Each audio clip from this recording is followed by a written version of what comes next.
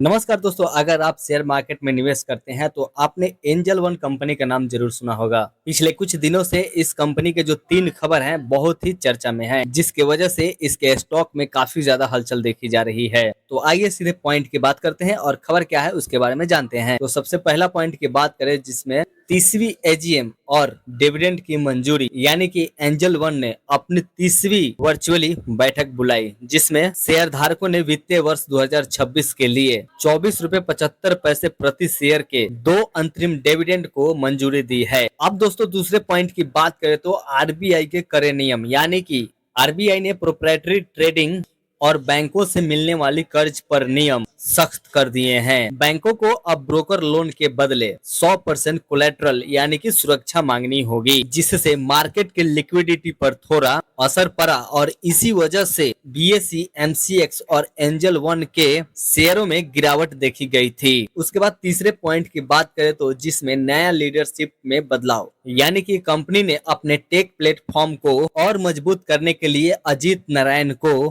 अपना नया chief technology officer नियुक्त किया है, जो कि पहले ये रिलायंस रिटेलर और मंत्रा जैसे कंपनियों को लीड कर चुके हैं। अब दोस्तों सबसे महत्वपूर्ण बात एंजल वन लिमिटेड के बिजनेस मॉडल के बारे में बात करें तो सबसे बड़ा सवाल ये है कि एंजल वन पैसा सबसे ज्यादा कहां से कमाती है।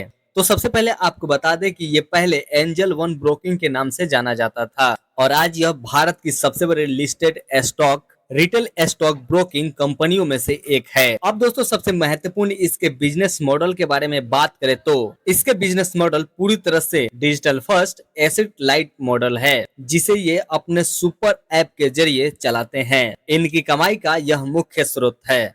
अब इनके ब्रोकरेज इनकम के बारे में बात करें तो जब रिटेल निवेशक इनके ऐप से इक्विटी, एफएनओ, कमोडिटी या करेंसी में ट्रेड करते हैं तो उसमें भी इनकी कमाई होती है। उसके बाद एमटीएफ के बारे में बात करें तो इसमें ग्राहकों को ट्रेड करने के लिए दिए गए फंड पर कमाई होती है। उसके बाद दोस्तों थर्ड पार्टी प्रोडक्ट्स क्या है, इससे भी कमाई होती है। कैसे, आइए बताते हैं। इनके ऐप के जरिए जो भी म्यूचुअल फंड्स, इंश्योरेंस, बीमा और आईपीओ बेचकर उन पे मिलने वाले कमीशन से भी इनकी कमाई होती है। अब दोस्तों सबसे इंपॉर्टेंट बात इस कंपनी के फंडामेंटल एनालिसिस के बारे में बात करें तो इस कंपनी का कुल मार्केट कैप अभी के डेट में लगभग 31,008 करोड़ रुपया है, यानी कि यह एक मजबूत मिड कैप कंपनी है। अब दोस्तों इनके पी रेशियो के बारे में बात करें तो इनका मौजूदा पी रेशियो 34.46 के आसपास चल रहा है, यानी कि इससे ये पता चलता है कि इनके वैल्यूएशन ना तो ज्यादा महंगी है और ना ही ज्यादा सस्ती। अब दोस्तों सबसे बड़ी पॉइंट आरओई के बारे में बात करें तो यानी कि रिटर्न ऑन इक्विटी के बारे में बात करें तो मार्च 2026 के आंकड़ों के अनुसार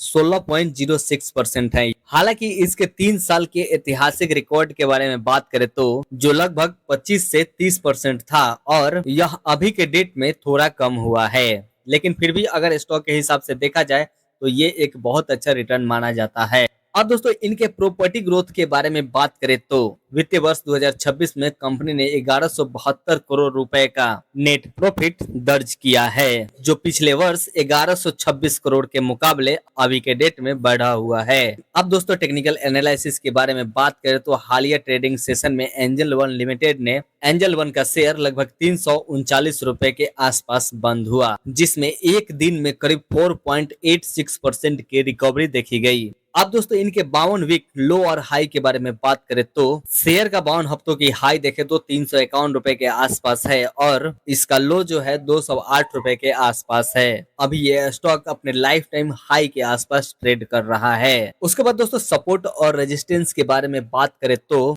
आरबीआई की खबरों के कारण शेयर में जो 321 रुपए से 324 रुपए का जो निचला स्तर देखा गया था वह अब एक मजबूत सपोर्ट की तरह काम कर रहा है। वहीं अगर इसके ऊपरी सतह की बात करें तो 351 रुपए का एक बहुत ही अच्छा रेजिस्टेंस बना हुआ है, जिसे पार करने के बाद इस शेयर में एक बड़ा ब्रेकआउट देखने को मिल सकता है। अब दोस्तों सबसे इंपॉर्टेंट बात इसके फाइनल निष्कर्ष के बारे में बात करें तो एंजल वन लिमिटेड का बिजनेस मॉडल बहुत ही मजबूत है, क्योंकि भारत में रिटेल निवेशकों की संख्या लगातार बढ़ रही है। नए टेक लीडर के आने से इनका ऐप और बेहतर होने की उम्मीद है। अब दोस्तों सबसे बड़ी बात इनके पॉजिटिव पॉइंट की बात करें तो 24.75 रुपए का शानदार डिविडेंड और मजबूत प्रॉफिट और साथ ही बेहतरीन इंफ्रास्ट्रक्चर, जिसके कारण इसमें एक मजबूत पॉजिटिव पॉइंट दिख रही है। उसके बाद अब इसके रिस्क यानी कि जोखिम के बारे में बात करें तो अगर लगातार ट्रेडिंग वॉल्यूम घटता है तो इनके ब्रोकरेज रेवेन्यू पर असर पड़ सकता है। अगर आप एक डिविडेंड देने वाले और बढ़ते हुए फिनटेक स्टॉक की तलाश में हैं तो